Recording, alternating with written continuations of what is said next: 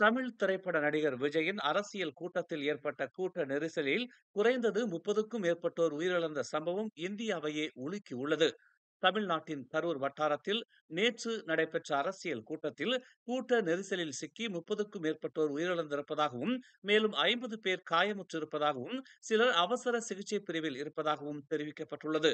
இந்நிலையில் கரூரில் நடந்த அரசியல் கூட்டத்தில் ஏற்பட்ட விபரீதம் வருத்தமளிப்பதாக இந்திய பிரதமர் நரேந்திர மோடி தெரிவித்துள்ளார். தாங்க முடியாத வேதனையில் இருக்கிறேன். பாதிக்கப்பட்ட குடும்பங்களுக்கு ஆழ்ந்த இரங்கலை தெரிவித்துக் கொள்வதாக விஜய் தமது எக்ஸ் தளத்தில் பதிவிட்டுள்ளார். அரசியல் தலைவர்கள், பிரபலங்கள் தங்கள் வருத்தத்தை பதிவு செய்து வருகின்றனர். இந்த சம்பவம் தமிழகத்தில் பெரும் பரபரப்பை ஏற்படுத்தியுள்ளது. சம்பவம் குறித்து விசாரணை நடத்தப்படும் என்று தமிழ்நாடு முதலமைச்சர் ஸ்டாலின் தெரிவித்துள்ளார். இதுவரை கிடைத்த தகவலின்படி இந்த நெரிசலில் சிக்கி 33 பேர் உயிரிழந்துள்ளதாகவும், 12 பேர் மிகவும் மோசமான நிலையில் இருப்பதாகவும் கூறப்படுகிறது. நாட்டை சீரழித்ததோடு மக்கள் மத்தியில் வெறுப்புணர்வை விதைத்து வரும் அரசியல்வாதிகளை மக்கள் தேர்தல்களில் முற்றாக நிராகரிக்க வேண்டும் என்றும், அதற்கு பதிலாக நாட்டின் தலைமைத்துவம் நம்பிக்கையுடனும் நல்லாசியுடனும் நிர்வகிக்கப்படுவதை உறுதிப்படுத்த வேண்டும் என்றும் பிரதமர் டதஸ்ரீ அன்வார் இப்ராஹிம் நாட்டு மக்களுக்கு நினைவுறுத்தியுள்ளார். தங்களின் நலன்களை எப்போதும் பாதுகாத்து வரும் மற்றும் பதவிக்கு வந்தவுடன் பணம் சம்பாதிக்கும் போக்கை கொண்டிருக்காத தலைவர்களையே மக்கள் அவசியம் தேர்வு செய்ய வேண்டும் என்று அவர் கேட்டுக்கொண்டார்.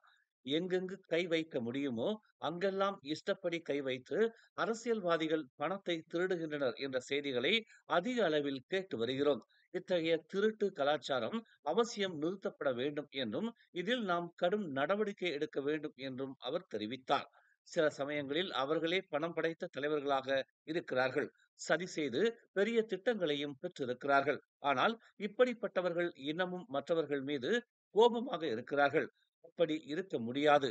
நிலைமையை சரி செய்ய உறுதியான நிலைப்பாடு அவசியம் இருக்க வேண்டும் என்று அன்வார் தெரிவித்தார். நாட்டின் பாதுகாப்பு மற்றும் தற்காப்பு விவகாரத்தில் பண கசிவு, வீண் விரயம் மற்றும் லஞ்ச ஊழல் விஷயத்தில் அரசாங்கம் சமரசம் செய்யாது என்றும், தற்காப்புக்கான செலவு கோடிக்கணக்கான வெள்ளியை கடந்து விட்டிருந்தாலும் இத்தகைய தவறான போக்குகள் நாட்டை பலவீனப்படுத்திவிடும் என்றும் அன்வார் தெரிவித்தார். பணக்கசிவு, வீண் விரயம் மற்றும் லஞ்ச ஊழல் ஆகியவை கண்டிப்பாக தடுத்து நிறுத்தப்பட வேண்டும். இல்லையென்றால் நாடு எவ்வளவு சிறப்பாக இருந்தாலும் அது வீழ்ந்துவிடும். நம்பிக்கை துரோகமும் நாட்டை பாழ்படுத்திவிடும் என்று அன்வார் சுட்டிக்காட்டினார். சபா சண்டக்கானில் நடைபெற்ற மலேசிய கடல்சார் அமலாக்க நிறுவனத்தின் 20வது ஆண்டு நிறைவு கொண்டாட்ட நிகழ்ச்சியில் உரையாற்றும் போது அன்வார் இதனை தெரிவித்தார். கண்ட இடங்களில் சிறிய குப்பைகளை வீசும் தனி நபருக்கு எதிரான தண்டனையாக 6 மாத காலத்திற்குள் 12 மணி நேரத்திற்கும் மேற்போகாத சமூக சேவை உத்தரவுகள் பிறப்பிப்பது அடுத்த ஆண்டு ஜனவரி 1ஆம் தேதி முதல் அமலுக்கு வரும் என்று தெரிவிக்கப்பட்டுள்ளது. சுற்றுச்சூழல் தூய்மை தொடர்பிலான விழிப்புணர்வை அதிகரிக்கவே இந்த முயற்சி மேற்கொள்ளப்படுவதாக வீடமைப்பு மற்றும் ஊராட்சி துறை அமைச்சர் ngா கோர்மிங் தெரிவித்துள்ளார். இந்த உத்தரவை ஒரே நாளில் நிறைவேற்றுவதா அல்லது மணி நேர காலத்திற்கு ஏற்ப பல பிரிவுகளாக பிரிக்கப்படுவதா என்பது குறித்து மஜிஸ்ட்ரேட் நீதிமன்றத்தின் முடிவை பொறுத்தது என அவர் கூறினார். சிகரெட் துண்டுகள், பெட்டிகள், நெகிழி உள்ளிட்ட சிறிய குப்பைகளை வீசும் எந்த ஒரு நபருக்கும் பிபிடி அபராதம் மட்டுமின்றி சமூக சேவை உத்தரவின் தண்டனையை நிறைவேற்றும்படியும் கேட்டுக் கொள்ளப்படுவார்கள்.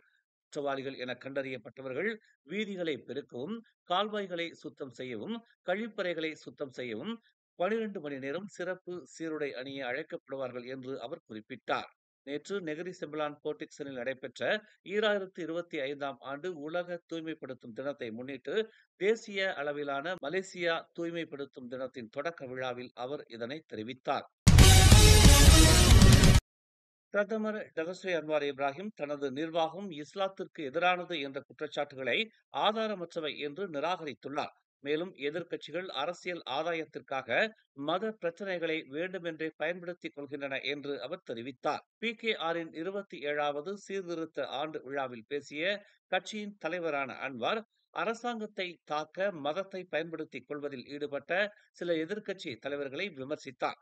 அரசாங்கத்தை இஸ்லாத்திற்கு எதிரானது என்று சித்தரிக்கும் எந்த ஒரு குற்றச்சாட்டையும் அவர் நிராகரித்தார். இஸ்லாத்திற்கு எதிராக எங்கே இருக்கிறோம்? இஸ்லாமிய வளர்ச்சிக்கான ஒதுக்கீட்டை அதிகரித்துள்ளோம். தௌஃபீஸ் பள்ளிகளை ஆதரித்துள்ளோம். மேலும் ஹவ்வாஸ் மாணவர்கள் டிவெட் நிறுவனங்களில் தங்கள் படிப்பை மேற்கொள்வதற்கான வாய்ப்புகளை வழங்கியுள்ளோம் என்று அன்வார் கூறினார். முந்தைய பெரிகாத்தான் நேஷனல் அரசாங்கம்தான் இஸ்லாமிய நிகழ்ச்சி நிரலை வலுப்படுத்த தவறிவிட்டது என்றும் அதற்கு பதிலாக சிறப்பு டிராக்களின் எண்ணிக்கையை அதிகரித்ததாகவும் அவர் கூறினார். படானி அரசாங்கத்தை பெரிகாத்தானுடன் ஒப்பிட்டு பார்த்தால் கல்வி அமைச்சு மூலம் அது என்ன இஸ்லாமிய திட்டங்களை அறிமுகப்படுத்தியது என்று அவர் கேள்வி எழுப்பினார். சூதாட்ட நடவடிக்கைகள் தான் அதிகரித்தன. சிறப்பு டிராக்களின் எண்ணிக்கை 22ஆக உயர்த்தப்பட்டது என அவர் கூறினார். பாஸ் அரசாங்கத்தில் இருந்த காலத்தில்தான் டிராக்களின் எண்ணிக்கை அதிகரித்தன என்று அவர் கூறினார். மக்களின் நலன் மற்றும் நல்வாழ்வை பாதுகாக்கும் அதே வேளையில் தூய்மையான மற்றும் நீதியான நிர்வாகத்தின் மூலம் இஸ்லாமிய மதிப்புகளை தனது அரசாங்கம் தொடர்ந்து நிலைநிறுத்தும் என்று அன்வார் கூறினார். தெருக்கூத்தாகிவிட்டது நமது வழிபாடு என்று ஓம்ஸ் அறவாரிய தலைவரும் மலேசிய அரிமா சங்கத்தின் தோற்றுநருமான ஓம்ஸ்பா தியாகராஜன் வருத்தம் தெரிவித்துள்ளார். நேற்று கிள்ளானில் நடைபெற்ற முருகவேள் பன்னிரு திருமுறை 2வது கருத்தரங்கம் 2025 நிகழ்வில் அவர் இதனை தெரிவித்தார். உலகின் மிக உயரமான முருகர் மலேசியாவில் தான் இருக்கிறார் என்று தமிழக பேராளர் தெரிவித்திருந்தார்.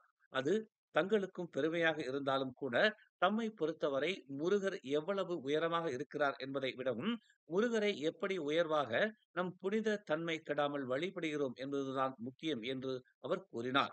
அதற்கு ஒரு உதாரணம்தான் இது போன்ற மாநாடுகள் மற்றும் கருத்தரங்குகள் எல்லாம் என்று அவர் கூறினார்.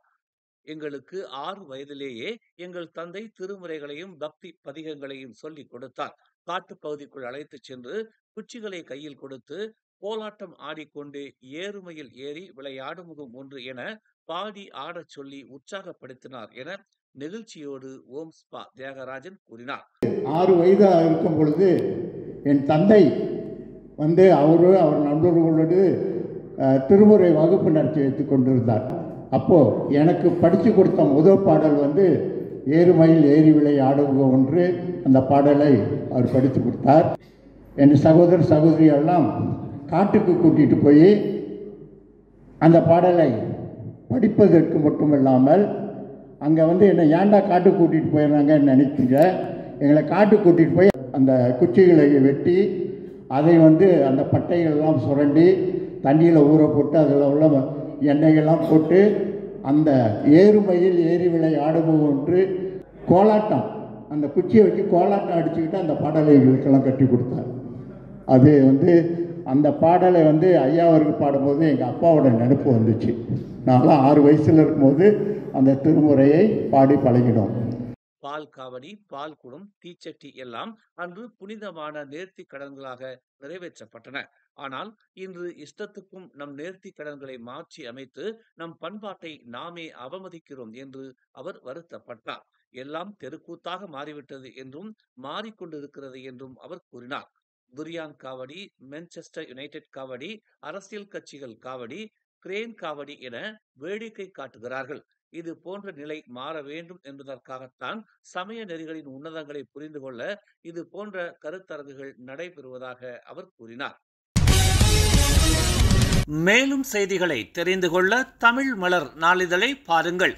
உடனுக்குடன் செய்திகளை தெரிந்து கொள்ள தமிழ் மலர் இணையதளம், தமிழ் மலர் செயலி மற்றும் மலர் டிவி யூடியூப் சேனலை வலம் வாருங்கள்.